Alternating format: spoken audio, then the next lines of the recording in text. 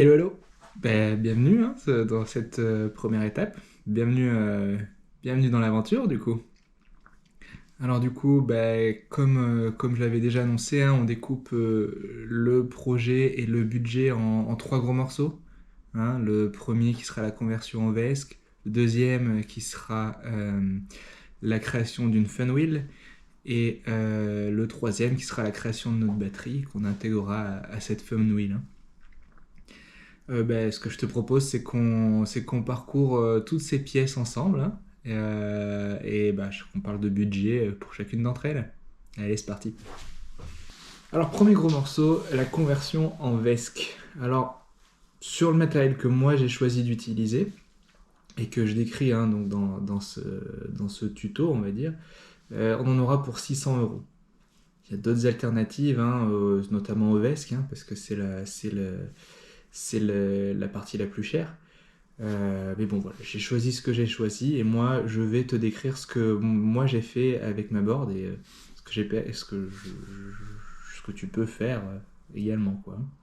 Donc, premier élément qui est crucial, et je pèse mes mots hein, quand j'écris crucial, c'est les clés Allen au format US.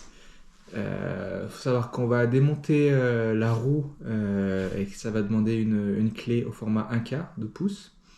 On va démonter les rails, donc là pour le coup c'est le format 1/8 de pouce. Alors tu vas me dire oui, je me débrouille très bien avec mes clés Allen au format européen. Oui, je pense que tu as juste fait le rail du coup, parce que en fait avec le rail, euh, en gros 1/8 de pouce ça équivaut à 3,1,15 mm. Donc en gros avec ta clé Allen de 3 mm tu vas réussir, hein, moi aussi hein, jusqu'à la semaine dernière c'est comme ça que je faisais. Hein. Mais du coup, c'est pas exactement la bonne. Et surtout, en fait, là où ça va te bloquer, c'est pour démonter la batterie. Parce que tu vas voir que nous, on va enlever le BMS complètement. Du coup, pour la batterie, tu n'auras absolument aucune équivalence en millimètres. Il te faudra une 3/32e. Donc voilà, je t'ai mis le lien vers Amazon. Moi, j'ai pris ça chez Wurs. Je t'ai mis un lien, je crois que c'est Silverline, c'est pas trop mal, ça va. C'est un bas de gamme pas mal. Voilà. Format US en pouces. Très important. Donc ensuite, le cœur de notre projet, le SC, le VESC. Donc on va prendre le Little Fokker. Alors attention à bien prendre la version Little Fock FM, qui du coup, en fait, les condensateurs vont être soudés à l'envers. Il faut savoir que sur la version classique, ces condensateurs qui sont là vont être soudés de l'autre côté. Et ça va être incompatible avec notre build, puisqu'en fait, ils vont bloquer le couvercle. Il faut savoir que le couvercle, voilà, alors on est sur cette photo, le couvercle, on va le presser contre ces pièces-là qui vont chauffer. Alors je sais pas ce que c'est, si quelqu'un sait ce que c'est, je suis preneur. Bon, je sais pas si c'est des dissipateurs ou quoi que ce soit, mais en tout cas, ces 6 pièces là vont chauffer et nous on va y presser le couvercle métallique qui va faire office de dissipateur. Dans la version classique, les condensateurs auraient été de ce même côté, donc on n'aurait simplement pas pu y presser le boîtier. Donc il faut bien prendre cette version Lidl Fock FM et avec le kit complet de connecteurs qui sont ici. Hein. Moteur, Hall Sensor, deuxième Hall Sensor, mais ce sera un sensor de pad. Je sais pas pourquoi ils en ont mis deux différents pour la photo. Deux pareils pour la photo, alors que c'est pas le cas. Hein. Le connecteur de pad a que 3 fils et le connecteur de batterie. Voilà. Tu peux prendre le firmware de Surfdado. Mais globalement, on va prendre la dernière version de son firmware et forcément, on va le réécraser dans tous les cas. Hein, voilà. Et bien sûr, tu peux choisir la couleur de ton bouton Power. Je crois que c'est tout hein, pour le SC. On va continuer. On va prendre ce boîtier en PETG. Enfin, moi, j'ai choisi de le faire en PETG. À la base, j'ai pris de l'ABS. J'ai eu plein de soucis. Je le détaillerai dans l'étape impression 3D. Hein. Mais en gros, c'est difficile à imprimer l'ABS. Le PETG est plus adapté et moins cher et suffisant pour ce qu'on veut faire. Le nylon, c'est l'idéal. Mais c'est un peu plus cher, donc je te laisse voir ce que tu préfères. Moi, personnellement, avec le PETG, ça me convient bien, quoi. Donc je te mets le lien de ce boîtier. Alors petite anecdote peut-être, il faut prendre la version en MK2 et pas la version normale, puisque la MK2 est compatible avec le 3.1. Savoir que la version pas MK2 sera pas compatible avec avec le Little Fokker en version 3.1. Donc bien prendre la version que je te mets en lien. Et quatrième élément, et pas des moindres, le couvercle. Alors le couvercle, il est important, donc il est chez Flowguider, il y a plusieurs éléments. Alors comme je te dis déjà, il va faire office de dissipateur, mais il va aussi inclure la visserie des connecteurs. Bizarrement, c'est pas inclus avec le VESC, c'est étonnant, mais c'est comme ça. Il va inclure les inserts qu'on va faire chauffer avec un fer à souder et qu'on va insérer dans le boîtier PETG. Et il va inclure un joint d'étanchéité et la vitrine nécessaire, quoi. Donc c'est assez important. Il y a une anecdote à donner sur ce couvercle. Il y a deux versions, la version normale, donc celle que moi j'ai choisie, et la version avec lead mount. Lead, ça veut dire couvercle, donc ça veut dire montage couvercle. On le voit d'ailleurs là. En gros, la version lead mount, elle va permettre en fait de monter le VESC directement sur le couvercle plutôt que de le presser. Rétrospectivement, je pense que cette version est meilleure, mais moi je suis parti sur l'autre, donc je décris ce que j'ai fait avec l'autre, hein. Et donc, si tu décides de prendre le lead mount, fais attention à prendre le boîtier, d'imprimer le boîtier correspondant. Ce ne sera pas celui-là, donc hein, ce boîtier-là est la version classique en fait, où on pose le VESC dans le boîtier. Et on sera bon, hein, pour cette partie conversion en VESC, qui arrivera d'ici peu, hein. Ça sera tout. Donc, on va passer à la deuxième partie, la Funwheel. Donc pour la Funwheel, on rajoute 1900 € de matériel. Donc on a d'abord 4 pièces qui viennent de chez Fungineers. Donc le moteur, les rails, le sensor et la PCB batterie. Globalement, le moteur, je l'ai pris simplement pour son existence. Il n'y en a pas beaucoup d'autres. Il n'est pas très cher, en plus 389 $. Alors il y a 169 $ de frais de port au global pour tout Fungineers. Il y a aussi les frais de douane qui sont pas inclus ici. Et ils vont être massifs, hein. Clairement, ils vont être massifs. J'arrive pas trop à calculer les frais de douane. Mais de ce que j'en comprends, vu le montant, je vais devoir payer la TVA, donc 20%. Et les frais de douane en plus, donc entre 5 et 20% suivant le matériel, mais je ne sais pas estimer. Donc je m'attends à 300-400 € de frais de douane. Donc, bon. Donc le moteur, plus puissant, probablement plus lourd, ça m'inquiète un peu, mais bon, c'est comme ça. Au moins il est plus puissant, il a plus de couple. Les rails qui vont inclure alors un couvercle en métal. Donc il faut savoir qu'on l'aurait déjà commandé dans l'étape d'avant. Moi j'en aurai deux, parce que simplement je veux avancer sur le VESC en attendant de recevoir ces pièces, qui sont je ne sais où, hein, en Chine ou dans le bateau, j'en sais rien, j'ai pas de nouvelles du tout à l'état actuel, si ce n'est que j'ai fait ma commande, hein. Et j'attends aussi, est-ce que ces rails incluent la visserie? J'en suis pas sûr, j'ai pas l'info. Bon, on achètera des vis si c'est pas inclus, hein. Ça me permettra de les passer en millimètres. Le capteur de pression, qui sera intégré au pas d'avant, hein, on le verra, mais qui sera collé sur un footpad arrière de Future Motion que je recycle. La PCB batterie, donc ça c'est cool, c'est une carte PCB, une carte électronique avec un BMS 12S qui est intégré. Et sur cette carte PCB, je vais ouvrir le petit lien, on va pouvoir installer, voilà, comme ça, on va pouvoir installer toutes nos cellules en 18650. Et on va les installer comme dans un appareil électronique, hein. Du coup, on n'a pas besoin de les souder ni quoi que ce soit, quoi. L'avantage aussi, c'est que dès que les cellules sont mortes, on peut les changer. Enfin bref, j'ai trouvé cette solution super, sachant que elle tolère un courant de 50-60 ampères, donc c'est environ le double, hein, d'une batterie d'XR stock. Donc je trouve que c'est une super solution. En attendant de passer en 20S, bien sûr, hein. C'est une étape avant la transition 20S, hein. C'est le temps pour moi, c'était le temps de me familiariser avec le montage de la wheel, et de laisser cette partie création de la batterie pour une dernière étape, pour vraiment isoler les compétences que je dois acquérir, quoi, hein. Donc le front pad, donc j'en ai parlé, hein, ça sera un pad arrière de Future Motion, que je vais recycler, auquel je vais coller le sensor et le grip, le grip avant qui sera fourni d'ailleurs avec le pad arrière, hein. Donc, sans transition, pad arrière de The Float Life.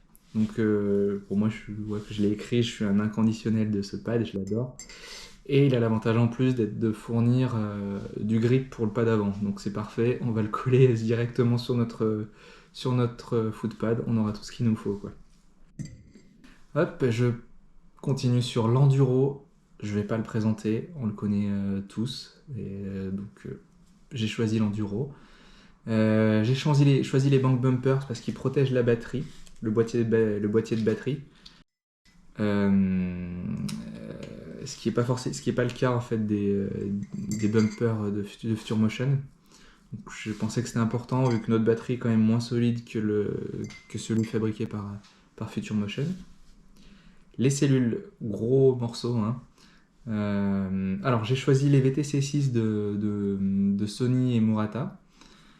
Alors elles ont une capacité de 3000 mAh, donc c'est génial, et une décharge de 30 ampères, ce qui est aussi colossal, hein.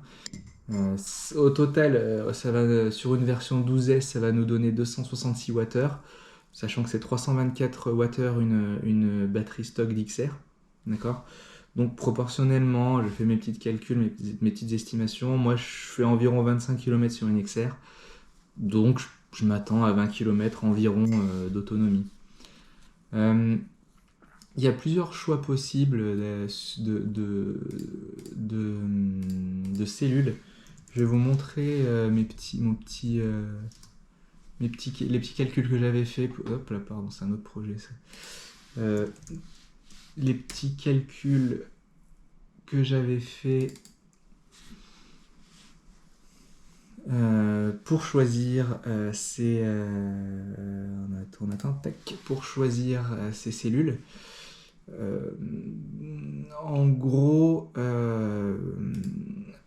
pour moi, donc on est à 20 km environ sur une version 12S, et quand on reprendra ces cellules pour les souder pour y ajouter 16 autres cellules et les souder pour faire une batterie 20S, on arrivera à une autonomie d'environ 34 km.